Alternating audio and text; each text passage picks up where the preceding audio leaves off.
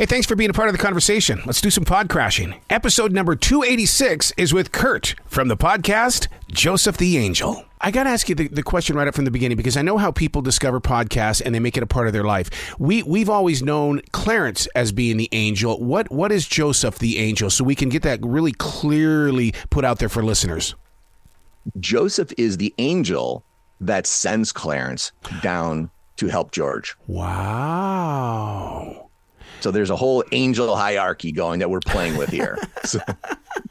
The idea for this, were you sitting around watching Ted Turner's channel or something like that? I mean, how did this all come together? My partner, Ray Novoselsky, this is his favorite movie. This basically is kind of the underpinnings of his whole life. It's like how he approaches dealing with people and the world is through this film. Like, it's amazing, and he knows everything about this movie. And he's been thinking about doing a project with it and stuff. And we got to talking a couple years ago, and he's like, "Man, I have this idea for this film or for something."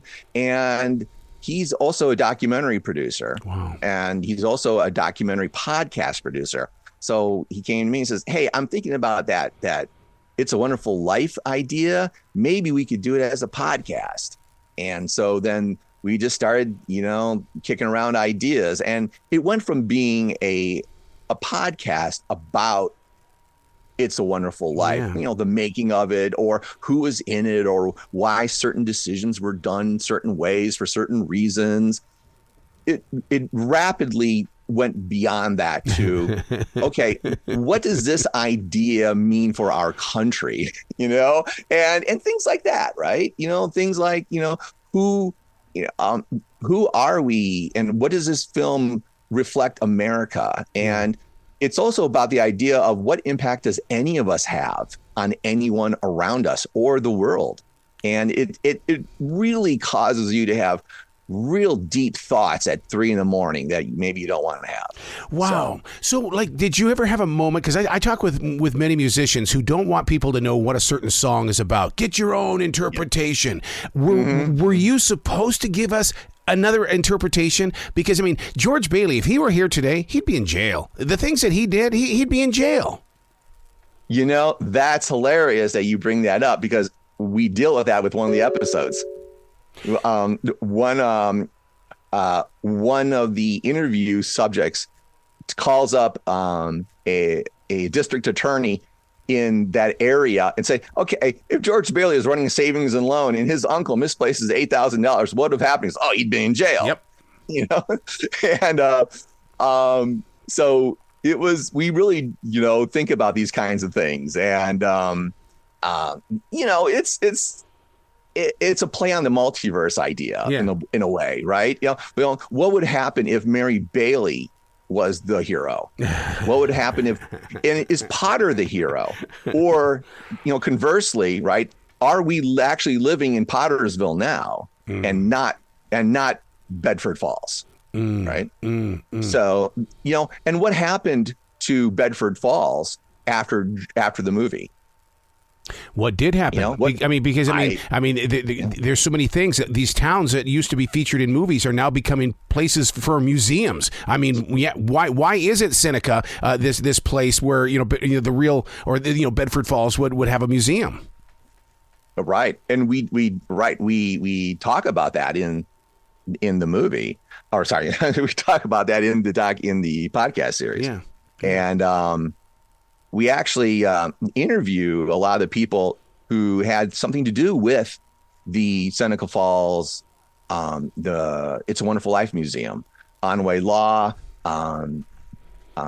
Carolyn Grimes, wow, who was one of the main, actors in the original film. She played Zuzu. She was instrumental in helping to create the It's a Wonderful Life Museum. And don't you love the idea that everybody came together on this project? Because in reality, as this generation changes and evolves, this is something that could easily be forgotten within the cracks. But yet you're putting something out there to re-engage listeners to find out more about this and to put it into their own life. Exactly. thank you for thinking about that, because one of our ideas is we were trying to figure out ways to make this film, It's a Wonderful Life, relevant in today's world. Yeah. A lot of kids, they're like, I don't watch anything black and white. Yeah. So it's kind of up to the parents to show them, like, hey, it may be black and white, but it's still a great movie. And when you see it, it actually does resonate with young people today. Right. And because they sense this lack of community, right? Because that's what happens in the movie. Everyone comes together to help George and his family. And, that's missing in a lot of our culture today. So right. And you know what's really fascinating about this, Kurt, is the fact that you have it as a podcast, which is coming through the smartphone. These younger adults find it on the podcast, and right there on their podcast, they can go get it. So, I mean, it's not like, okay, you have to go to a flat screen TV to watch this. You can get it. We're going to talk about it. Now go watch it on your smartphone. Oh, I know. It's modern technology is both a blessing and a curse, right? Yeah. I mean, that exactly everything you just said is exactly true. Modern technology makes it really easy for us to connect if we want to connect. And I think that's part of the issue there. You know where I really want to watch this movie? I want to put on my Meta goggles, and I want to watch it there, because I want to be able to look around and feel like I'm in this movie. Oh, that would be really interesting. So one of the things that we did was we traveled around the East Coast, talking to people and visiting places that had impact on the final movie. So obviously, Seneca Falls in upstate New York, is, everyone really does consider it to be the basis for Bedford Falls. It's got the bridge, it's got the small town, it's got the story, the basic story that someone jumped off a bridge to help somebody. That is a plaque on the bridge, and we have a main part of one of our episodes is about Frank Capra visiting Seneca Falls and seeing the bridge and seeing the plaque, and then talking to some of the local people about the bridge and the plaque, and the guy who jumped off the bridge to save somebody and then end up tragically losing his own life, and how that was all interwoven into the storyline. And we also went to a couple places in New Jersey where there's the same kind of bridge, almost exactly the same. Wow. And, there's a town called Califon, New Jersey, where the original writer of the short story that the film is based on, the story is called The Greatest Gift, was written by Phil Van Doren Stern. And he was a writer and editor in the first half of the century. And he lived in Califon, which is a small town about 40 miles west of New York.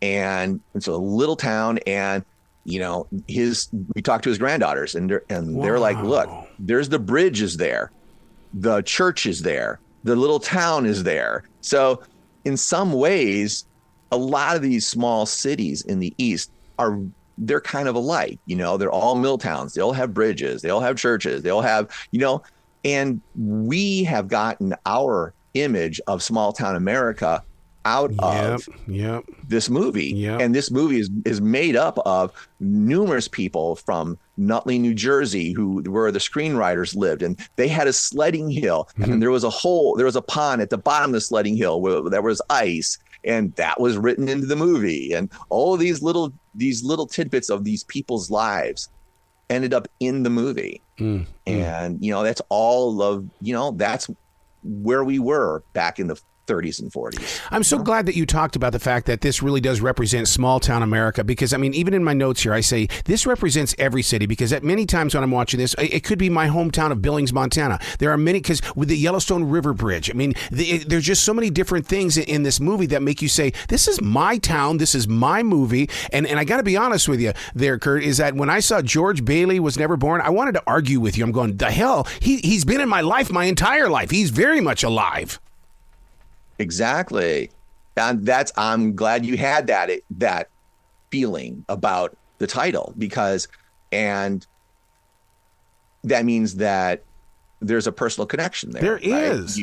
you would, I mean, George Bailey not being there is like you missing a cousin or something, and it's amazing what kind of impact fictional characters can have on our lives. And that's kind of the basis for the podcast. And can we take those lessons that are in the movie and apply them to ourselves, our town, our culture? Mm-hmm. And we have, in America, we have done that with this movie. Mm-hmm. When you think about how good America is, how we integrate immigrants, how we are always looking to better ourselves, how we are looking to create a community to live in that is honest and hardworking and worthy of fighting World War II over, right? A lot of it comes from this movie. Mm-hmm, mm-hmm. And not having that, what would that look like? Well, it looked like Pottersville, right? You got real in this podcast in the way that, and I never even thought about this, but there were people that thought that this movie was attacking bankers. Yeah.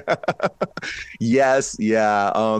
We have a whole episode there where we discuss the idea that some people don't like this movie because it's taking on capitalism or capitalists and via the bankers. In fact, Ayn Rand actually had the ear of Joseph McCarthy and a lot of the people involved in the communist witch hunts in the 40s and 50s. And she actually had this film was on the FBI watch list because it was subversive, quote unquote. And so, yeah, the idea that this movie is subversive and and lightly filtered communist propaganda is it's odd. So even then, back then, we were divided in a lot of ways as a country. And this film back then saw these issues and was trying to present a world where we rose above that.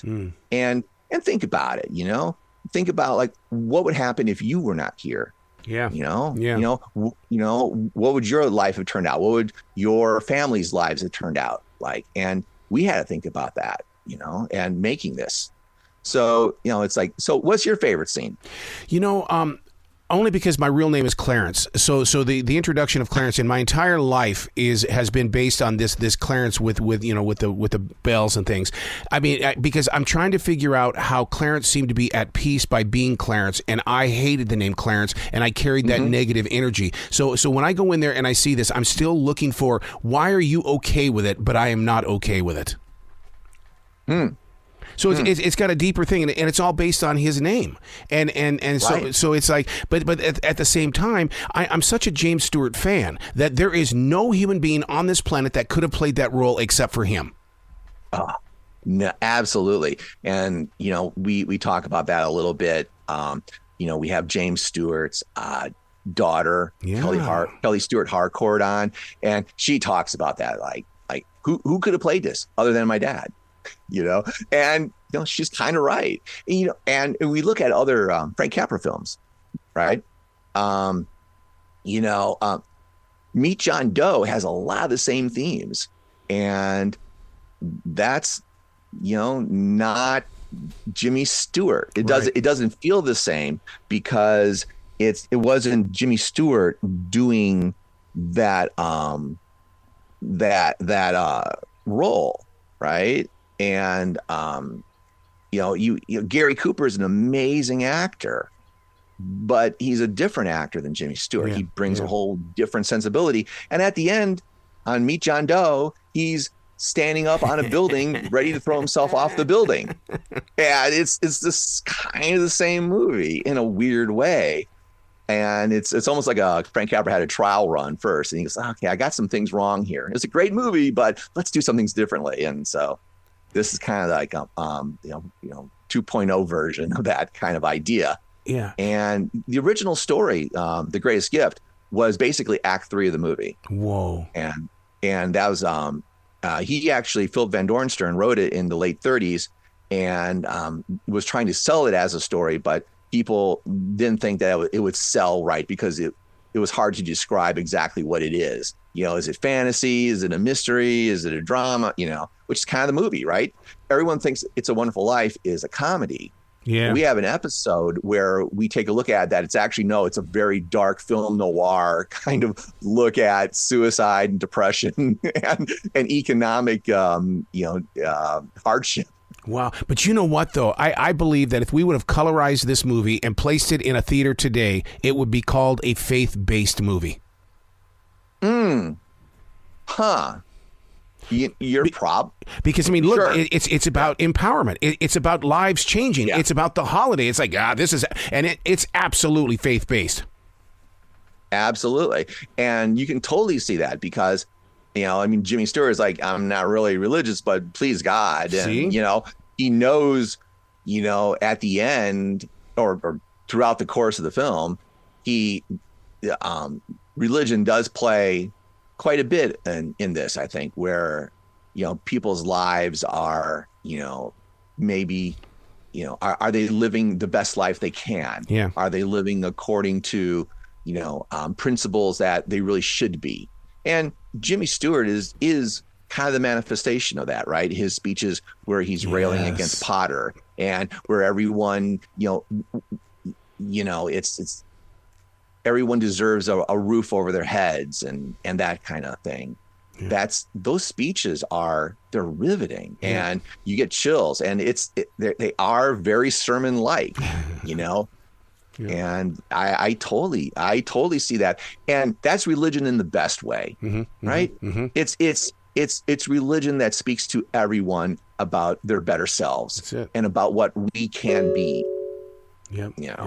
Kurt, you got to come back to the show anytime in the future, and whatever project you've got going on, because you dig in deep and you really do become a companion to the listener, and that is so important when it comes to podcasting. It's not always about yucking it up. It's about educating as well as just informing in a way that is just so you can continue the conversation beyond the podcast. Oh, well, thank you. And that's what we hope. We really hope that when people are driving in their car to visit their relatives or going on a trip, they listen to this and they talk about it after the car, when they're at they're getting dinner, they're at night, they're like, wow, something about the podcast really hit home with you. Yep. Or isn't that a weird idea? What do you think? And you start talking about it. So that's the goal, right? Hopefully we get there, Absolutely. Well, you be brilliant this year. Okay. All right. And thank you very much. And,